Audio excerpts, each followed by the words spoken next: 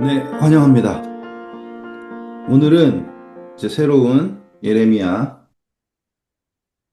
시작해요. 이제 보통 이제 선지서 공부할 때 이름의 뜻 알고 가는 게 맞아요. 그렇죠? 네. 예레미야는 하나님이 세우셨다라는 뜻이에요. 이미 임명하셨다, 뭐 세우셨다. 그래서 예레미야서 시작해도 내가 너를 모태에서부터 이렇게 하잖아요. 그런 이야기인데 우리가 예레미야서를 공부할 때 사실 예레미야, 그러니까 이사야, 예레미야, 에스겔 요렇게 세 개는 시기가 이런 식이에요. 이사야, 예레미야, 그리고 여기 옆에 살짝 옆에 에스겔 이렇게 보시는 게 맞아요. 왜냐면 여기서 멸망을 하니까. 음, 그쵸? 그런데 이사야 때는 여기도 멸망이 있어요. 이거는 이스라엘의 멸망이에요. 음, 그 히스기야 때잖아요. 그쵸? 음, 여기는 이 멸망은 전체에 다 멸망이고 음, 여기는 이제 아수르고 여기 아수르고 여기는 바벨론이고 음, 이제 에스겔서는 나중에 하겠지만 이제 포로 잡혀갔을 때 모습이고 에레미야는 절반은 멸망하기 전 절반은 멸망한 후 이런 느낌인데 절반이라고 하기엔 그렇지만 아무튼 제가 너무 복잡하게 않고요. 여러분들한테 그냥 이해가 된다라고 할 정도까지의 그 정보를 먼저 드리고 시작하려고요. 이 비교를 하는 걸 해야 돼요. 아까 처음에 시작했던 것처럼 예레미야는 하나님께서 세우셨다라고 한 이름이고 이사야는 뭐였어요? 누가 구원하는 거였죠? 하나님이 구원하신다. 그렇죠. 하나님이 구원하신다라는 거고 여기는 하나님이 세우셨다라고 하는 그 이름의 뜻을 가지고 있다 이거예요. 이사야는 왕족이었죠. 음. 예레미야는 어떨까요? 1절 볼까요? 베냐민 땅 아나돗의 제사장들 중 hil기야의 아들 예레미야의 말이라. 그렇죠. 그러니까 예레미야는 제사장. 그러면 다분히 하나님이 이때 이사야를 부르시고 이때에 예레미야를 부르셨다라고 하는 걸 여러분들이 아실 수 있어야지 돼요. 그래서 역할이 있는데 이사야서에서는 통치자의 모습을 더 많이 강조되고요. 예레미야에서는 약간 중보자의 역할 정도로 생각하는 거가 더 많이 등장한다 생각하시면 돼요. 제사장은 뭐예요? 이렇게 중간이고 이사야는 왕이니까 이렇게 약간 선포하고 그러니까 선고하고 뭐 이런 모습이다 이해하시면 좋고 예레미야는 약간 이렇게 중보하는 것처럼 보이시는 거를 보시면 좋아요. 그래서 이제 에레미야가 애곡한다든지 그다음에 에레미야 애가라고 하면은 또 이제 애가가 등장하는 것처럼 음, 이해되시겠죠? 네. 그러면은 또 우리가 가봐야 될 건 에스겔서 1장 가볼까요? 서른째 해 넷째 달 초 닷새에 내가 그발 강가 사로잡힌 자 중에 있을 때 네, 그리고 지금 어떤 연수가 나왔죠? 네. 그리고 2절 보시면 여호와긴 왕이 사로잡힌 지 5년 그달 초 닷새라. 그러니까 지금 30년이라는 거 하는 게 여호야긴이 포로 잡힌 지 5년째구나 라고 얘기했고 3절 보시면 누군가 신분이 나와요. 갈대아 땅 그발 강가에서 여호와의 말씀이 부시의 아들 제사장 나 에스겔에게 특별히 음, 임하고. 제사장 에스겔 나왔어요. 에스겔은 제사장이네요, 그렇죠? 음, 그럼 다니엘은 누구예요, 이제 또? 다니엘은 왕족이죠. 네. 네, 이렇게 이사야랑 예레미야랑 비교할 수 있는 것처럼 에스겔이랑 다니엘을 비교할 수 있고요. 음, 그리고 다니엘은 지도층에 있었고 에스겔은 포로에 함께 있었던 근데 거기에서 중보자로서 있었죠. 네. 신기하죠? 약간 그런 식으로 하나님이 무리 중에 앉아서 하나님과 소통하는 그러한 역할의 선지자가 있고, 통치자로서의 역할의 선지자가 있고, 이렇게 비교할 수 있어요. 근데 아까 에스겔서에서 누가 포로 잡힌 지 5년째라고 했어요? 여호와긴. 여호와긴. 자, 이거 이름이 중요합니다. 여호와긴이 누군가? 예레미야서 52장 31절. 유다 왕 여호와긴이 사로잡혀 간지 37년, 곧 바벨론의 에울무로닥 왕이 즉위 원년 12째 달 25째 날, 그가 유다의 여호와긴 왕의 머리를 들어주었고 감옥에서 풀어주었더라. 네, 여호와긴 나오죠. 예레미야서의 결론이 어떻게 되냐면 이 왕이 포로 잡혔는데 음, 포로 잡힌 지가 벌써 몇 년째예요? 30 몇 년이야. 그런데 하나님이 어떻게 했다? 풀어주고 아무 이유 없이 머리를 들게 하고 회복시켜주는 거라는 거를 아무 이유 없이 일어났다라는 걸 보여주는 이야기예요, 지금. 근데 여호야긴이 포로 잡힌 지 몇 년째 에스겔은 계시를 받았어요? 5년째라고 그랬죠? 네. 네, 그러면 지금 예레미야랑 에스겔이랑 동시대의 사건을 보고 있는 거네요, 그렇죠? 음, 최소한 에스겔과 30년 이상은 보고 있는 거예요, 그렇죠? 음, 그리고 그 당시에 누가 왕이었다 그랬어요? 에빌 무로닥이래요. 예? 음, 정확하게 누군지 제가 그거를 다 알 수는 없지만 음, 그 당시에 또 누가 있을 거예요, 지금? 다니엘도 있겠죠. 음, 음, 그러면 지금 예레미야, 에스겔, 다니엘이라고 하는 이 세 선지자는 요 때에 정말로 중요한 이 역할을 하는 거예요. 그렇죠? 음, 흥미롭게도 다니엘서를 공부하다 보면은 다니엘이 갑자기 뭘 깨달았어요. 에레미야서에 기록되어 있는 70년이라는 거, 나중에 25장인가 나올 테죠. 그거를 깨닫게 되죠. 네. 그리고 에스겔도 포로 잡혔지만은 에스겔이 결국에 보는 거는 그 누구도 본 적이 없는 성소를 보는 게 에스겔이에요. 그렇죠?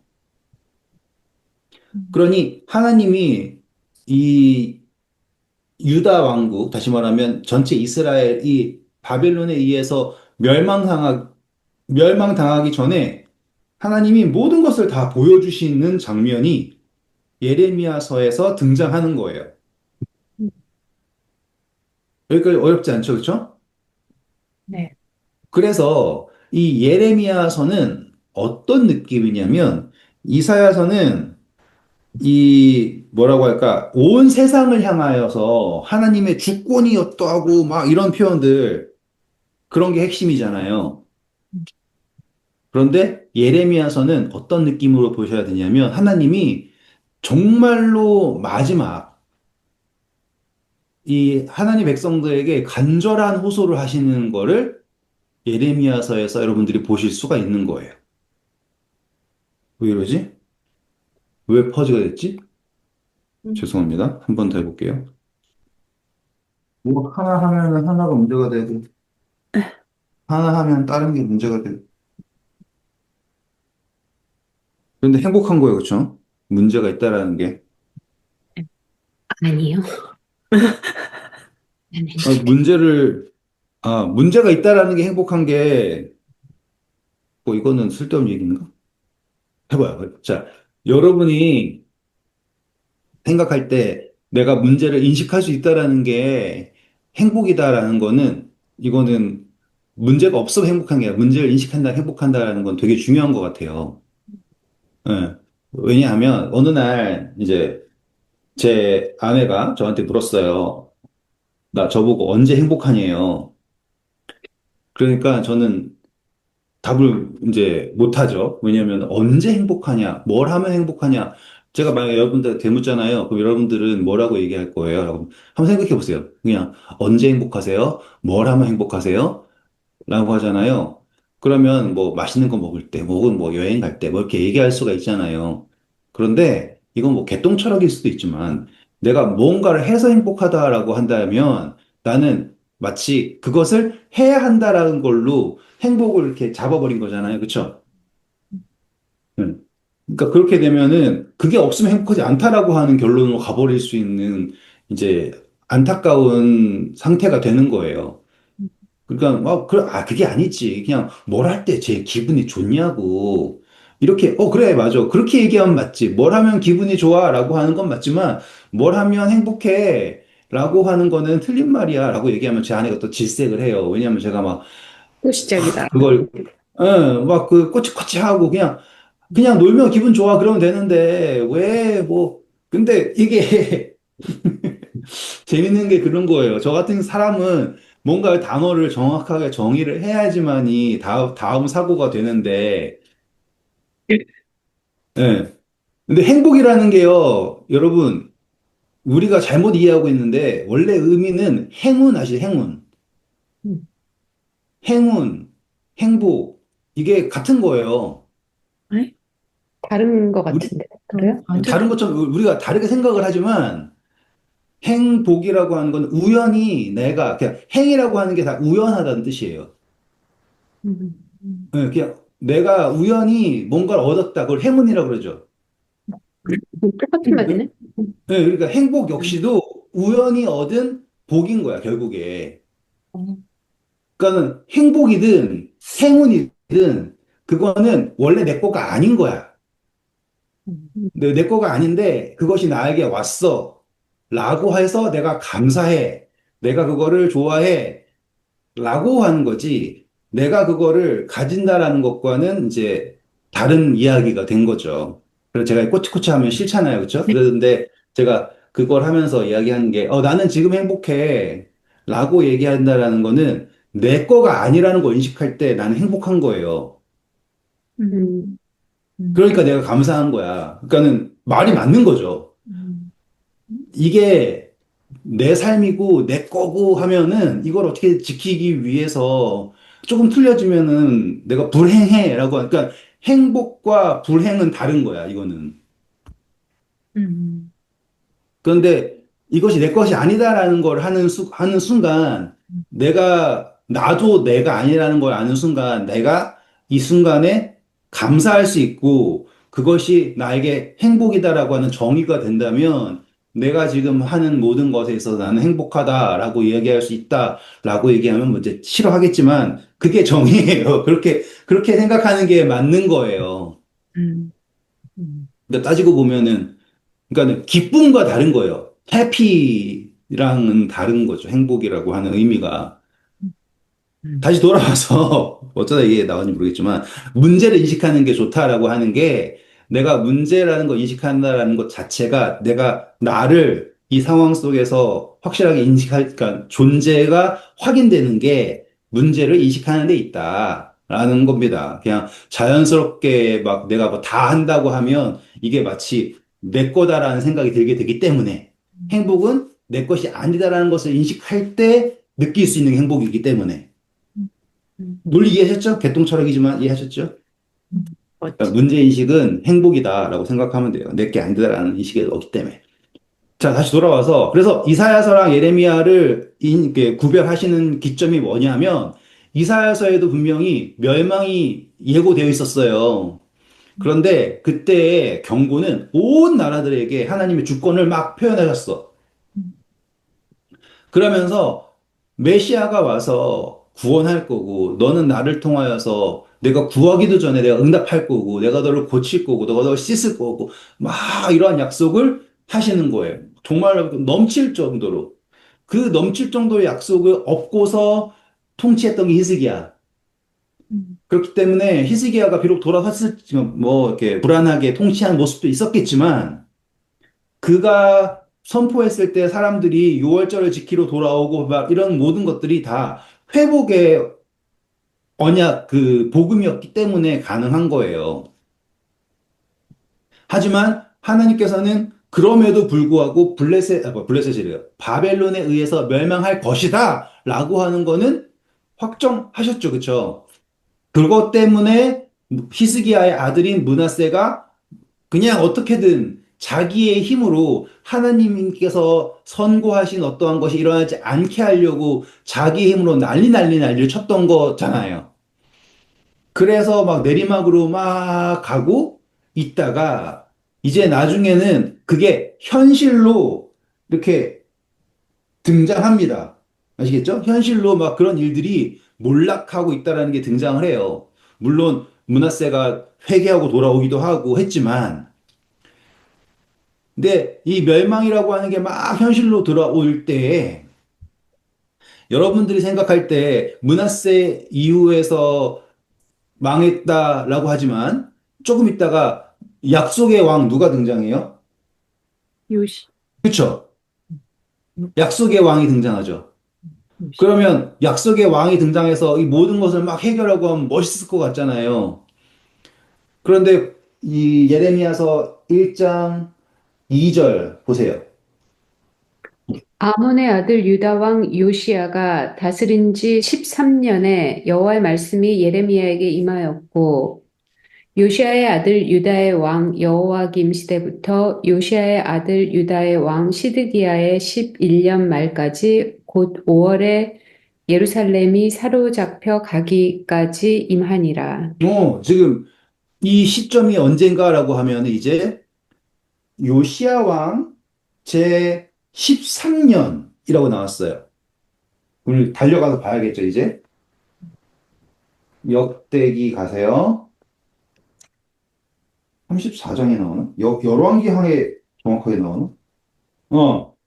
34장에 8살에 왕되고 8절에 18년째 그 율법 발견하죠, 그쵸? 네. 그런 다음에 열왕기하 22장에 오세요. 열왕기하 22장에 보시면 1절 보시면 뭐라고 나옵니까? 요시야가 왕에 오를 때 나이가 8세라. 예루살렘을 네. 31년간 다스리니라. 네. 그러니까는 8세에서 30이라면 몇 세예요? 39. 그러니까 총 40년 한 거예요. 그쵸? 네. 그리고 여러분들이 아셔야 될 게, 그러니까 예레미야는 요시야 몇 년째부터요? 13년째라고 그랬죠? 네. 그리고 다시 오셔가지고 요시야 다음에 아들이 왕 됐잖아요. 네. 네. 몇 살에 됐나? 열왕기하 23장 31절 보세요. 몇 살이 됐어요?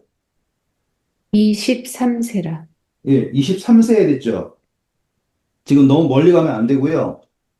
제가 하고 싶은 건 뭐냐면, 이때가 요아스 때가 가장 아름다운 성취가 있어야 될 때였잖아요. 그런데 몰락이 되죠.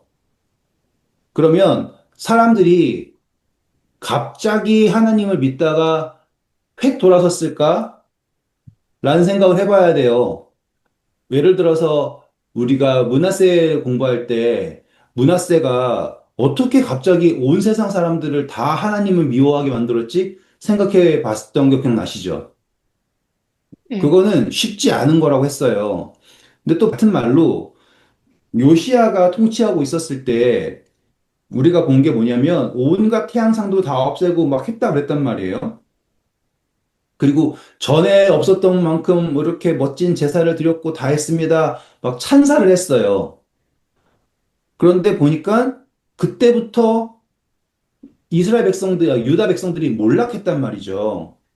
그게 어떻게 가능한가? 그리고 하나님께서는 그때 무엇을 이 백성들에게 말씀하고 계셨는가라는 것을 볼 수 있는 부분들이 지금 이 예레미야가 하나님으로부터 계시를 받은 시점, 그리고 요시아의 아들인 여호아하스가 여호와김이 통치하게 되는 그 과정이 있지 않습니까? 그 10년의 그 공통적인 기간이 있단 말이에요. 지금 그거를 우리가 짧게 봐야 돼요. 그러면 이제, 여호와스는 여호와 김하고 다른 사람. 그러니까 제가 말씀드렸잖아요.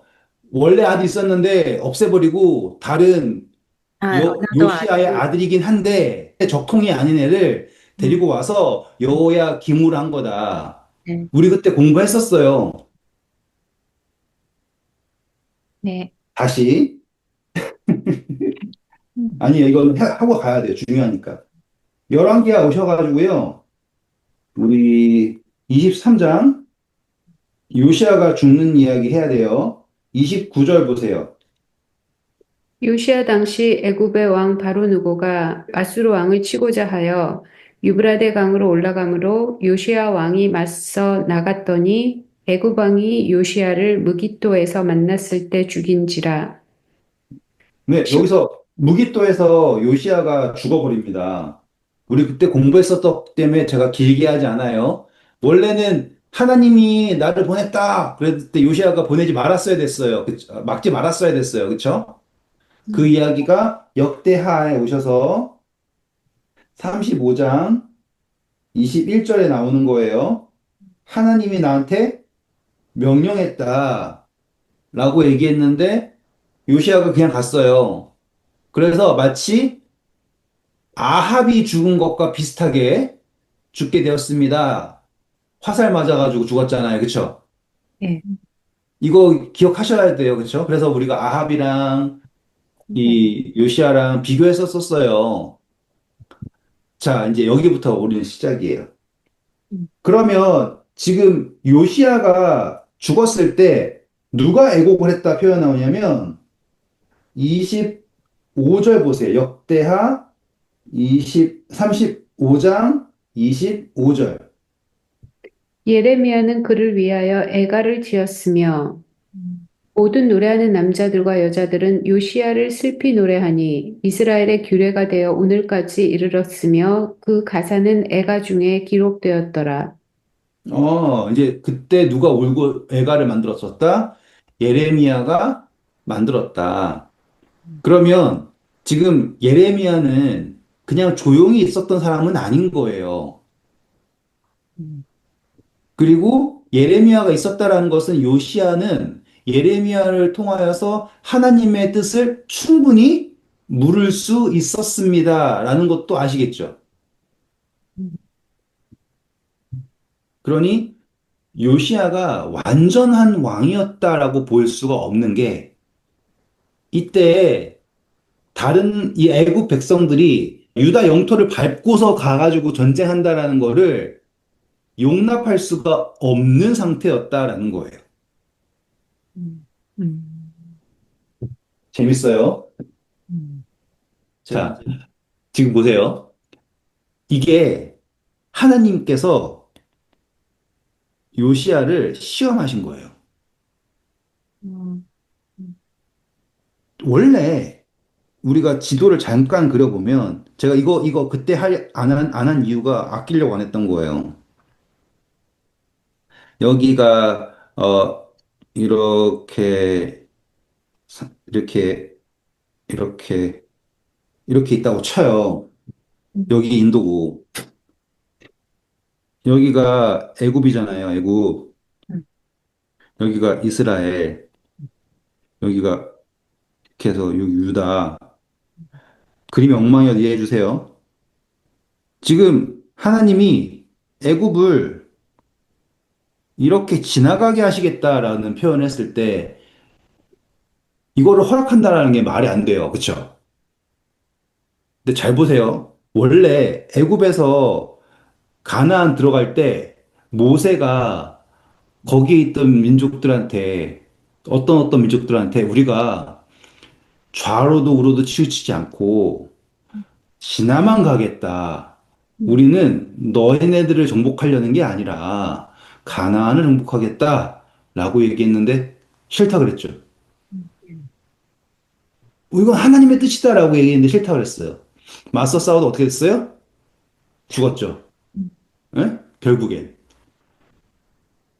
지금 여기도 지금 애굽이 하나님의 뜻을 위해서 우리가 간다라고 얘기했어요. 만약에, 자, 다시 가보세요. 35장, 느고가 뭐라 그랬어요? 21절. 누고가 요시야에게 사신을 보내어 이르되 유다 왕이여 내가 그대와 무슨 관계가 있느냐 내가 오늘 그대를 치려는 것이 아니요 나와 더불어 싸우는 족속을 치려는 것이라. 하나님 이제 싸우는 족속은 누구일까? 라고 하면, 파데스강 20절 읽어볼까요?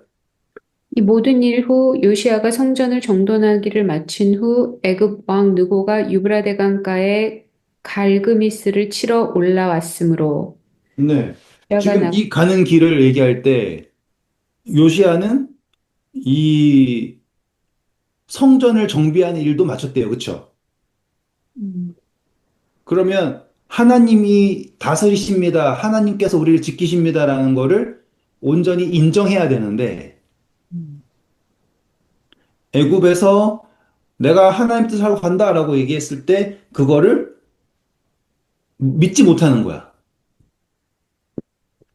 그리고 거기에는 예레미야가 있었다예요. 아시겠죠? 이게 계속 계속 강조되는 겁니다. 그러면 여기가 이 요시야에게 주신 하나님의 이거 저 말 조심해야 돼요. 시험을 했다라고 얘기하기 무섭지만 시험인 거예요. 음, 만약에 여기에서 요시야가 하나님의 뜻이다라고서 그것을 이렇게 받아들일 수 있었다면 어땠을까라는 것도 여러분들 한번 생각해 보셔야 될 부분이기도 하고요. 음, 하지만 여기에서 요시야는 어떻게 해요? 끝까지 싸우려고 그러죠. 네. 그래서 22절 보면 요시야가 몸을 돌이켜 떠나기를 싫어하고 오히려 변장하고 그와 싸우고자 하여 하나님의 입에서 나온 느고의 말을 듣지 아니하고 네, 보시면 음, 하나님의 입에서 나왔다라는 거를 요시야가 알았을까? 몰랐을까라고 얘기한다면 저는 100% 말해요. 알았다라는 거예요. 어떻게 해요? 예레미야도 있고요. 그리고 아합 이야기랑 했잖아요. 아합도 그 전쟁 나가면 죽는다는 거 알았죠. 그런데 변장하고 나갔죠. 그래서 제가 이렇게 비교하면서 봐야 된다라고 얘기했잖아요. 요시아가 나간 이유는요. 백성들이 절대로 안 된다. 애굽이 여기 지나간다라는 거는 이거는 침략이지. 음, 걔네가 하나님 믿는 사람들도 아니고 무슨 하나님의 뜻을 행하려고 우리를 지나간다는 거냐? 말이 안 된다. 싸워라 라고 백성들이 몰아붙였을 거 아닙니까? 그리고 우리가 지금 이거를 제가 시간을 공들이는 이유가 뭐냐면 나중에 예레미야가 열심히 얘기해요. 바벨론한테 항복해라. 음, 사람들 들어요, 안 들어요? 네. 안 듣죠. 지금 이 이야기랑 이 이야기를 여러분들이 비교해서 보실 수 있어야지 예레미야가 왜 눈물의 선지자인가라고 얘기하는 걸 보실 수 있는 거예요. 그러니까 지금 요시야를 향하여서 애가를 지었다라고 얘기하는 게 하나님의 뜻이 이루어지고 있는데 거기에 사람의 뜻에 생각해가지고 계속 발악을 하죠. 성전을 회복한 존재가 예언된 왕이었음에도 불구하고 몰락했단 말이에요.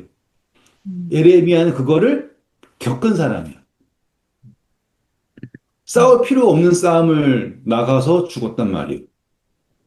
예레미야가 이제는 예레미야서에서 뭐라고 얘기냐면 제발 바벨론하고 싸우지 말아라. 바벨론한테 항복해라. 그것은 하나님께서 정하신 것이다. 사람 들어요, 안 들어요? 안 듣죠. 또 나중에 제발 애굽에 돌아가지 마라. 애굽에 의뢰하면 안 된다. 라고 얘기한 사람 들어요, 안 들어요? 안 듣죠. 근데 이 그림이에요. 그러니 사람들이 믿음이 좋았었는데 갑자기 몰락했다가 아니라 이 사람들은 음, 전 시간에 했던 거 두려워하는 거는 세상, 음, 껄끄러운 거는 하나님과의 관계, 그 상태에 있는 사람들인 거죠. 그리고 요시아조차도 그것을 이길 수가 없는 거예요. 왜냐하면 당장 들리는 목소리는 사람의 목소리니까. 음, 이해되셨죠? 네. 음. 그래서 이 요시아가 죽게 되고 나니 이 36장 1절 보세요. 그 땅의 백성이 요시아의 아들 여호아스를 세워 그의 아버지를 대신하여 예루살렘에서 왕으로 삼으니 갑자기 백성들이 열정적으로 여호아스라는 사람을 왕 세웠는데 몇 달밖에 통치 못하냐면 세 달밖에 통치를 못하고 폐위되고 왜요? 이미 온 세상 그 세력 자체가 애굽이 한번 휩쓸고 간 상태이기 때문에 그러면 여러분들이 생각할 때 어쩌다 보니까는 전쟁에서 이겼어요. 그러면 애굽의 입장에서는 이집트 입장에서는 유다 정복해버리면 편하지 않겠습니까? 네. 음. 그쵸? 이미 다 이겼는데. 근데 정복해요, 안 해요? 음, 안 하고 왕을 바꿉니다. 이거 되게 재밌는 표현이에요. 진짜 누가 바꿨다고요? 애고방. 애굽 사람이 그 형제 엘리야김을 여호야김으로 이름까지 바꿔가지고 왕으로 만들어요. 웃긴 이야기예요, 그쵸? 음. 그러면은 이스라엘 백성 입장에서는 이 여호야김이라고 하는 사람은 어떤 사람일 것 같아요? 이완용 같은 사람 같은 거 아닐까요? 애국한테 잘 보이는 사람. 응, 애굽에 붙어 있는 어떠한 존재이겠죠. 그러면 사람들이 이 사람 말 잘 들을까요, 안 들을까요? 안 들어. 그리고 이 사람은 애굽에 붙길 좋아할까요? 바벨론에 말 붙길 좋아할까요? 하면 당연히 애국지. 애굽에 붙기를 좋아하겠죠. 그러니까 애굽이 심은 거니까. 음. 대치가 되는 거예요, 이제 또 문제가. 그런 다음에 오늘의 이제 주인공이라 될 수 있는 여호야긴 9절에 나오죠. 뭐야. 여호야긴이 왕위에 오를 때 나이가 8세라. 예루살렘에서 석 달 열흘 동안 다스리며 여호와 보시기에 악을 행하였더라. 자, 8살짜리가 석 달 열흘 동안 악을 행할 수 있을까요? 음. 8살짜리가 얼마나 악하게 살았으면 8살인데 이렇게 악했을까라고 생각하면 안 되고요. 지금 이 악을 행했다라는 걸 오늘 되게 중요한 거 하는 거예요. 예레미야서 읽기 위해서 이건 다 알아야 돼요, 이제. 이제 악을 행함을 이 왕으로만 보시면 안 되는 거예요. 왕으로만 보는 게 아니라 이 악을 행한다라고 하는 거를 백성들이 음. 이렇게 됨에도 불구하고 이렇게 막 바람이 막 바뀌고 하는데도 불구하고 하나님을 의뢰하지 않고 여전히 애굽을 의뢰하는 거예요. 왜요? 그 전에 여호야김 어떻게 됐어요? 포로로 잡혀갔죠?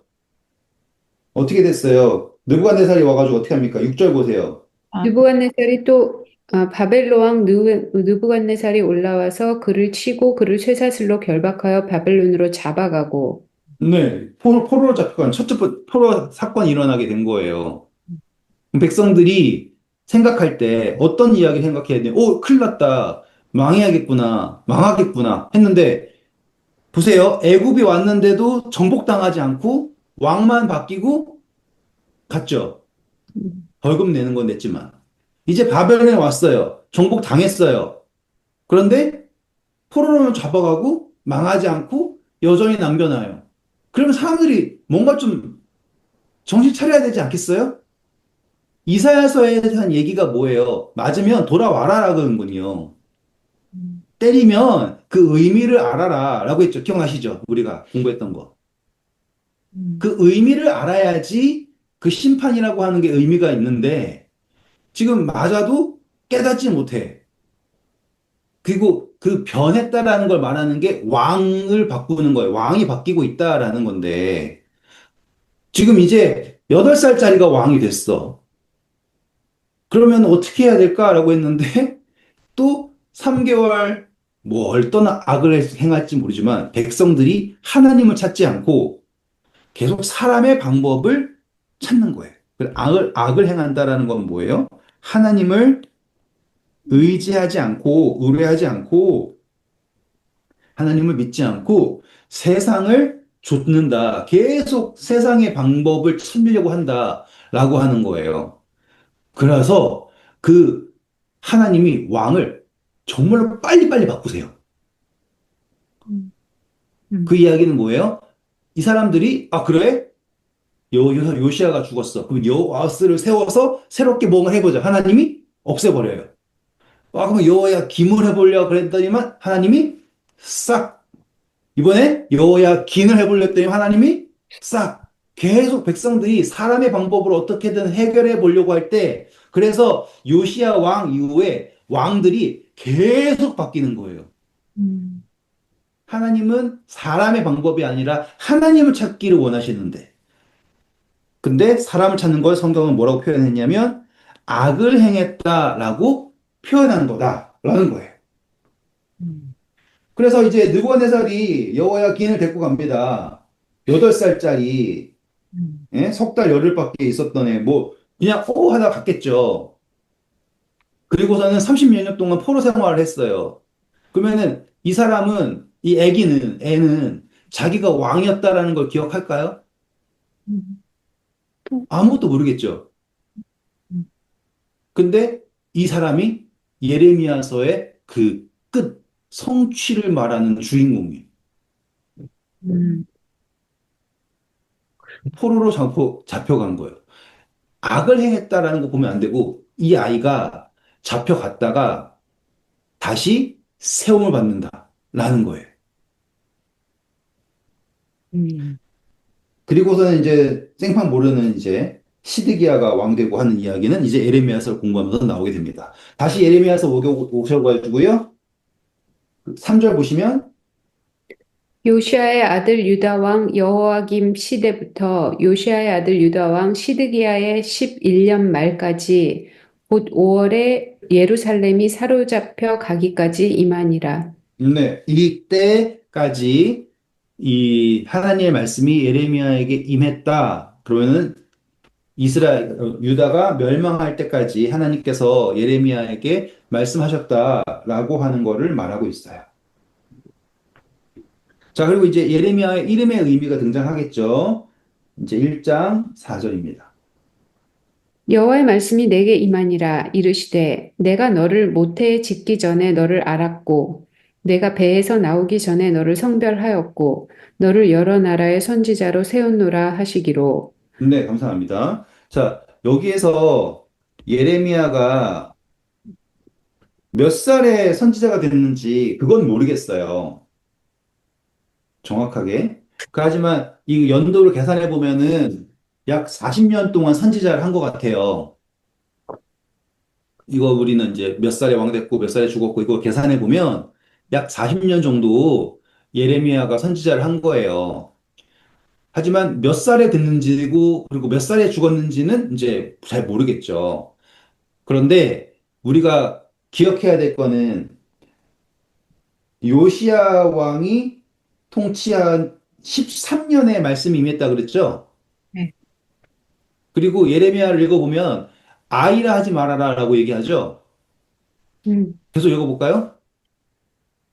내가 이르되 슬프도소이다 주 여호와여 보소서 나는 아이라 말할 줄을 알지 못하나이다 하니 여호와. 네. 자, 여기서 이 아이다라고 하는 게 어쩌면 정말로 어렸을 수도 있다라는 거예요. 음, 음. 겸손한 표현에서일 수도 있고 아닐 수도 있는데 어쩌면은 왜냐면은 지금 이 사람이 예언자로서 그냥 있는 시간이 40년이 넘어요. 그래서 20살에 해도 20살에 해도 60살이 되는 거고. 음, 근데 중요한 것은 이 예레미야는 나이가 많아서 선지자가 된 게 아니다라는 거고요. 그리고 얼핏 생각해 보면 어쩌면 요시야 때와 함께 이 시작하는 여정일 수도 있겠구나라는 걸 생각해 볼 수 있어요. 음, 왜냐하면 자, 아까 2절 보면 몇 년이라고 했어요? 요시야 몇 년? 13년. 13년. 다시 역대하 오셔서 아닌가? 열왕기로 가야 되나? 오늘 왜 이렇게 헷갈리지? 열왕기하 20 몇 장이었죠? 22장 3절. 요시야 왕 18째 해에 왕이 무술람의 손자 이살리야의 아들 서기관 사반을 여호와의 성전에 보내며 이르되. 네. 자, 그리고 8절 보면 뭘 발견했다 그랬어요? 율법 책을 발견하여. 그렇죠. 율법책을 발견합니다. 그러고 보면 예레미야랑 율법책 발견된 거랑 같은 시대라는 거 보시죠. 그렇죠? 여기서 또 신기한 게 뭐냐면 만약에 예레미야가 정말로 명망 있고 그 세력이 있는 이사야 같은 선지자였다면 이 요시야가 어떻게 했어야 될까? 그리고 hil기야가 어떻게 했어야 될까라고 하는 생각을 할 수 있을 거예요.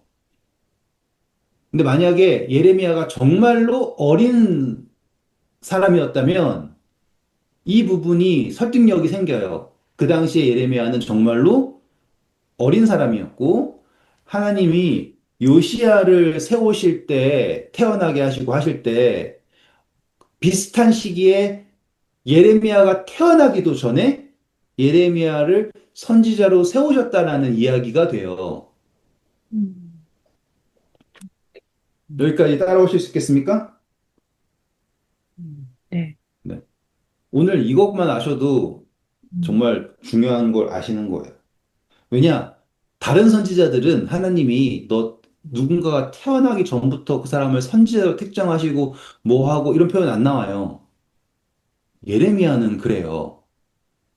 다니엘이 어쩌다가 선지자가 됐어요? 라고 하면 다니엘은 뜻을 정하고 하다 보니까 된 거잖아요. 에스겔도 포로 잡혀갔다 갑자기 이상이 임해가지고 됐어요.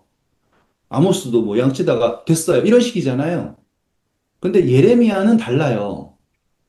왜냐하면 예레미야는 하나님께서 보시기에 이사야서에서 나왔던 모든 예언의 성취가 이루어지기 직전, 그리고 예언된 왕이 요시아였죠. 제다나 한다 할 때 요시아라고 하는 왕이 일어나서 모든, 맞아요? 그러면 이제 만약인 거예요, 이제 다시.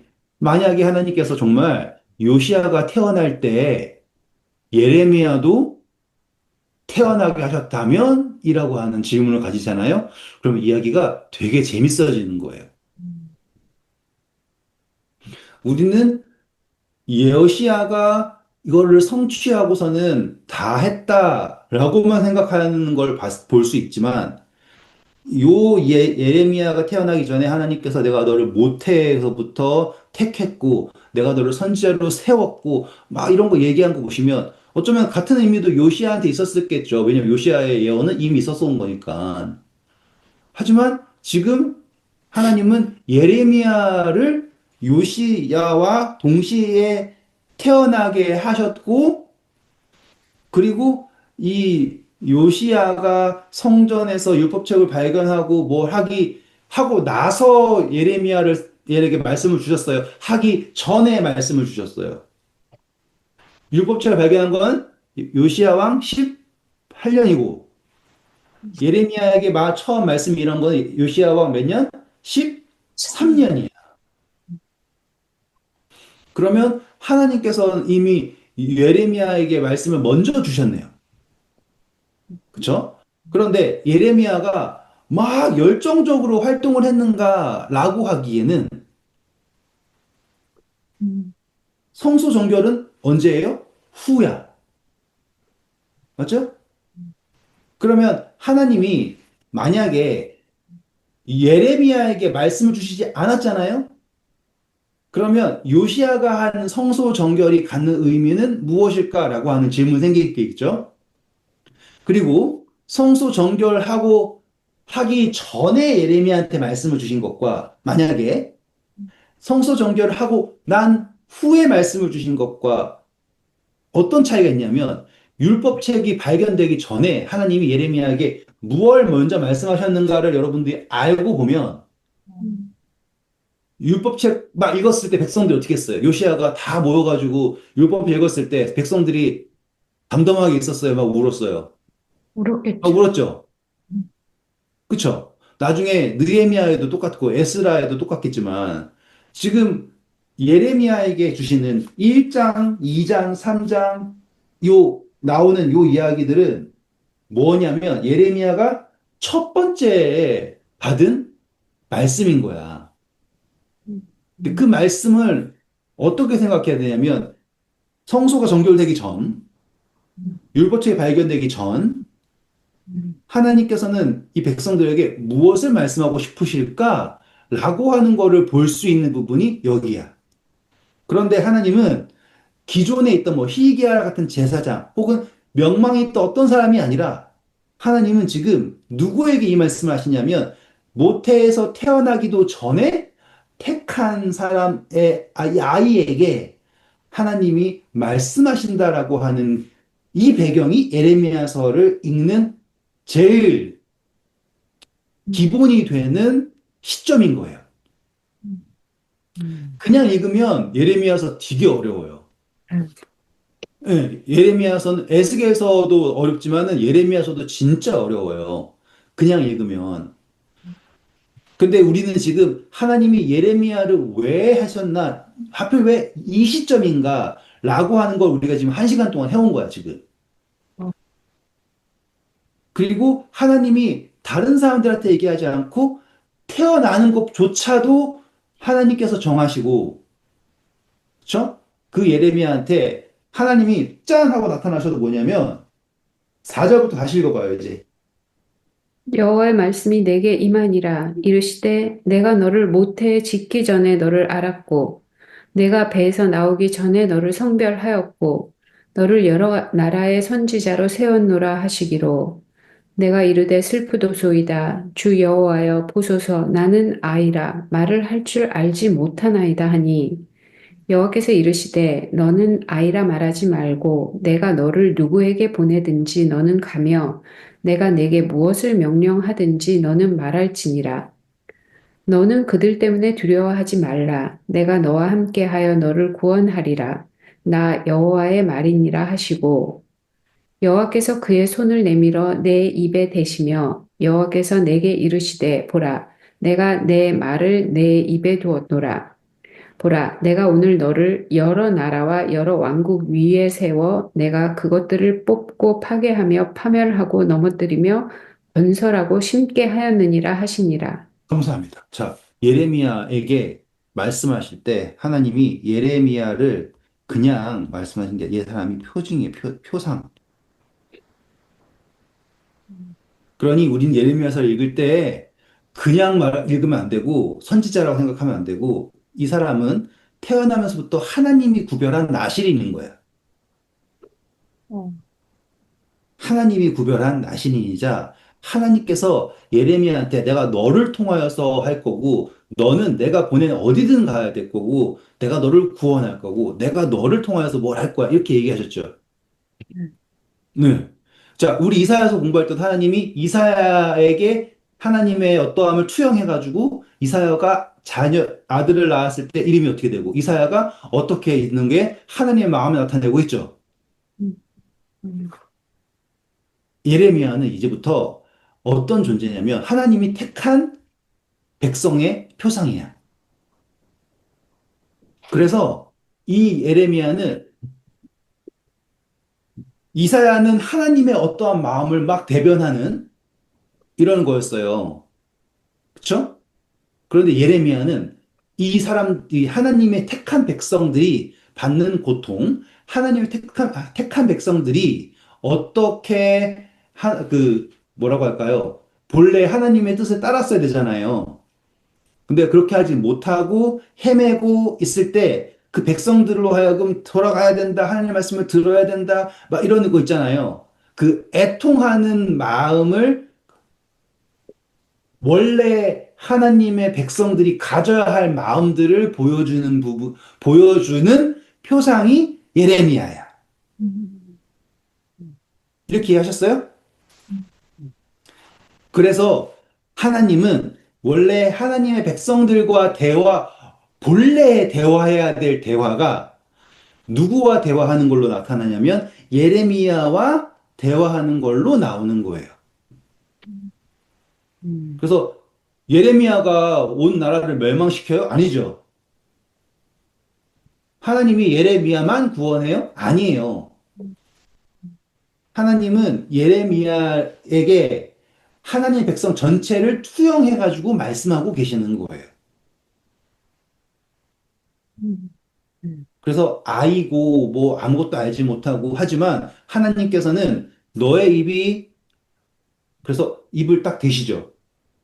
음, 응. 나중에 뭐 계시록도 그러고 다니엘서도 그러고 이 이야기는 뭐냐면 뭐 입술이 부정하다라고 했을 때 숯으로 대고 이런 표현 자체가 하나님께서 온전히 너에게 이 말씀을 주시고 너와 함께 하신다라고 하는 표현을 말하는 거예요.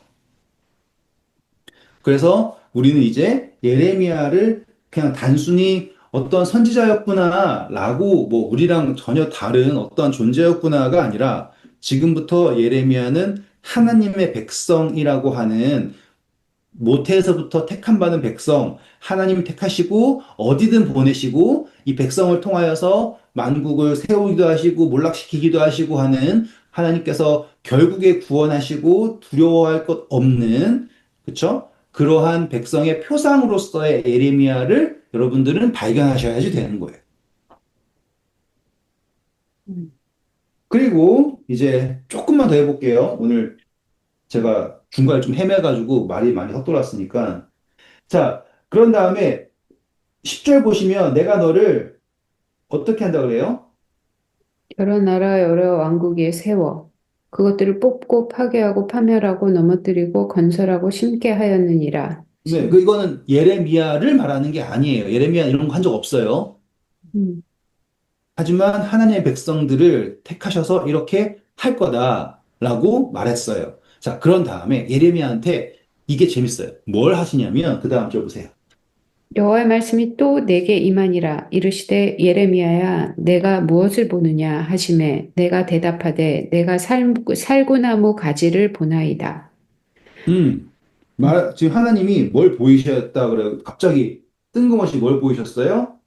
살구나무 가지. 우리 이 나무 어디서 본 적 있지 않아요? 있어요. 어디서 봤어요? 음. 이 지팡이? 나무. 응? 아몬드 나무. 네, 지팡이. 아몬드 나무 어디서 봤어요? 또 막 꼽혔는데 막. 네, 지팡이 아론. 그렇죠. 아론의 지팡이.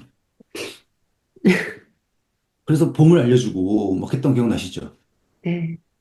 그러니까 하나님이 예레미야한테 하시는 게 뭐냐면, 자, 예레미야 표상이라고 했어요. 그리고 하나님께서는 보이십니다. 어, 보이심. 보이시는데, 보는 거는 살구나무야. 누군가 삼구나 보지만, 의미를 아는 사람은 뭐를 보여요? 해석을 어떻게 합니까? 해석이 나왔잖아요. 거기 읽어보세요. 뭐라고 해석했어요? 내가 잘 보았도다. 이는 내가 내 말을 지켜 그대로 이루려 함이라 하시니라. 지금 살구나무를 보면은, 살구나무네라고 하는 게 아니라, 하나님께서 뭘 하신다라고 했어요? 지켜서 그대로 이루려고 하신다. 네, 이거를 킹제임스로 보세요. 그러면은 한 단어가 더 등장합니다. 주께서 내게 이르시되 내가 잘 보았으니 이는 내가 내 말을 재촉하여 그 일을 이루려 하기 때문이라. 네, 그 살구나무는 어떤 나무냐면 가장 먼저 꽃피는 나무죠. 그런데 이게 살구나무예요, 살구나무 지팡이에요? 가지, 지팡이? 네, 아, 막대기, 지팡이에요. 막대기. 네, 지팡이 혹은 막대기예요. 근데 너무 신기하지 않아요? 여러분 가지 하나 보고선 저게 살구인지 뭔지 알아요? 응. 얘 저거 오동나무네. 딱 보자마자. 그러니까 이게 잘 봤다라고 하는 것도 대단하지만 이게 의미 있는 거야. 빨리 하나님께서 이 지팡이를 통해서 일하실 것이다라는 걸 보는 거야. 음. 그러니 무언가를 볼 때 세상은 그냥 저건 살구나무야, 살구나무 막대기냐라고 보지만 하나님을 믿는 사람들은 거기에서 하나님께서 어떻게 하신다라고 하는 의미를 보는 거야. 음. 그리고 거기에서 우리는 약속을 보는 거예요. 음. 다르죠, 그렇죠? 음. 그래서 여기에서 우리가 볼 수 있는 관점은 뭐냐면 세상에서 일어나는 모든 것을 너는 무엇으로 볼 거냐예요. 우리는 무엇으로 볼 거냐. 그래서 예레미야에게 하나님께서 처음 내가 너를 태웠고 내 말을 너의 입에 둘 거야 라고 한 다음에 말을 주시지 않고 뭘 보느냐라고 하셨어요. 음.